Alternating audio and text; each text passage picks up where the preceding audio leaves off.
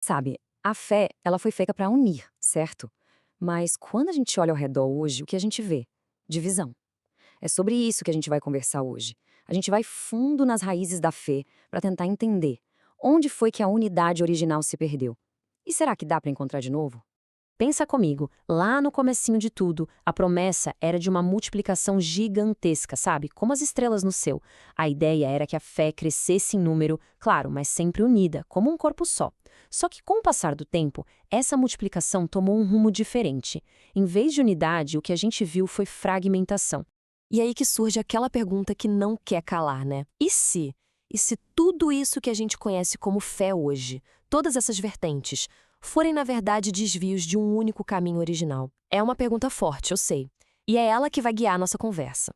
Então, para começar a responder, a gente precisa voltar no tempo. Voltar lá para o início, para o padrão original. Como é que era a igreja lá no primeiro século, na época dos apóstolos? Olha só que incrível isso! A descrição da igreja primitiva é de uma unidade, nossa, quase que absoluta. A Bíblia fala que eles tinham um só coração e uma só alma. Imagina, ninguém considerava ser o que possuía, tudo era de todo mundo. Era uma comunidade unida por um único propósito, de verdade.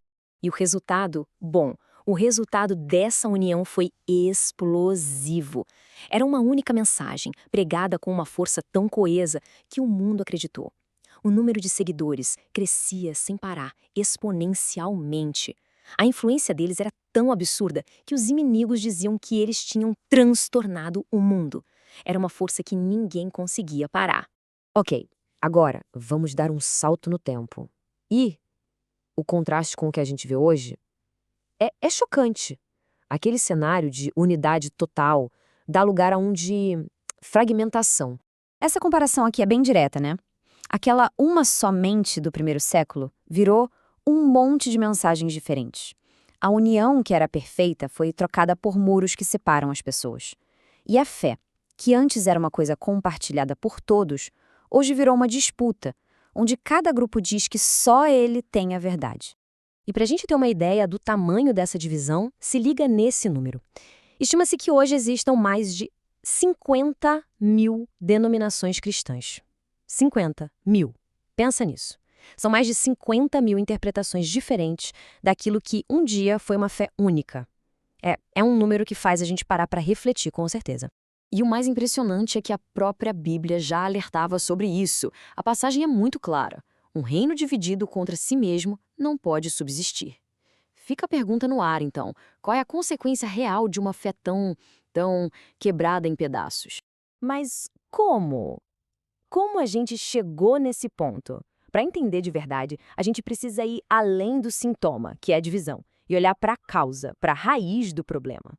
E o que as escrituras indicam é que essa raiz não está nas doutrinas em si, mas no coração humano. E aqui está o ponto central de tudo. O problema muitas vezes não é falta de sinceridade, sabe? Pelo contrário, as pessoas geralmente têm as melhores intenções do mundo.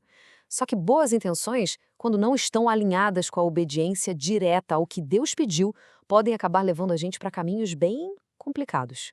E a Bíblia está cheia de histórias que mostram exatamente isso. Vamos dar uma olhada em alguns casos onde a boa intenção simplesmente não foi o bastante. Olha, esses dois exemplos são clássicos. Primeiro, Caim. Ele ofereceu a Deus o fruto do trabalho dele. O que, poxa, parece um gesto legal, né? Mas não era o melhor que ele tinha. Depois, o rei Saul.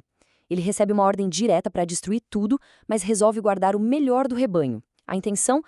É para sacrificar a Deus. Nos dois casos, a intenção parecia boa, mas a ação final foi desobediência. Agora, essa história aqui talvez seja a mais forte de todas. A Arca da Aliança, que representava a presença de Deus, tá lá, balançando, quase caindo. Uzar, no susto, com a melhor das intenções de proteger a arca, estende a mão e a segura. Qual era o problema? Havia uma ordem divina muito específica. Ninguém podia tocar na arca da maneira errada. A boa intenção dele não impediu a consequência terrível da desobediência. E é aí que a gente chega na conclusão de todas essas histórias. Essa frase, dita lá para o rei Saul, resume tudo. Obedecer é melhor do que sacrificar. Ou seja, para Deus, o ato de ouvir e seguir o que ele pediu vale mais do que o maior e mais impressionante sacrifício que alguém possa oferecer. Ok, então, se o problema é essa desobediência que muitas vezes se esconde atrás de boas intenções, qual é a solução? Como é que a gente faz para achar o caminho de volta para aquela unidade, para a fé original? E como é que a gente vê isso hoje em dia? Bom, o princípio é exatamente o mesmo. Pense em atos que parecem grandes sacrifícios, peregrinações a lugares ou imagens que a própria Escritura proíbe, um serviço quase cego a líderes, sem questionar se aquilo está na Bíblia, jejuns super rigorosos ou doações enormes. Se tudo isso não estiver baseado na obediência ao que foi instruído, pode ser a mesma armadilha de Caim, de Saul, de Uzá. No fim das contas, tudo se resume a uma coisa: a obediência é a maior prova de amor. Não é sobre o tamanho do sacrifício, mas sobre a sinceridade de querer seguir o que foi pedido. A própria fala de Jesus conecta as duas coisas. Se vocês me amam, obedeçam aos meus mandamentos. Simples assim. Amor e obediência andam juntos. E aqui vem um chamado, quase um convite à ação. A proposta não é inventar uma fé nova, pelo contrário, é redescobrir o que se perdeu. Perguntem pelas veredas antigas. É um convite para a gente parar, pesquisar, olhar para trás e procurar por aquele caminho original, que, segundo a promessa, é o que traz descanso de verdade. E a parte mais incrível, e até um pouco irônica, é que nunca foi tão possível fazer isso como hoje. Pensa bem, na era da informação, a gente tem um acesso que nenhuma outra geração teve a traduções, a textos originais, a história, a arqueologia.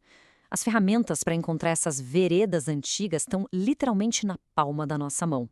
E tudo isso deságua numa última pergunta, uma reflexão final. No meio de tantas vozes, tantas tradições, tantas denominações, será que a gente está realmente buscando por essas veredas antigas?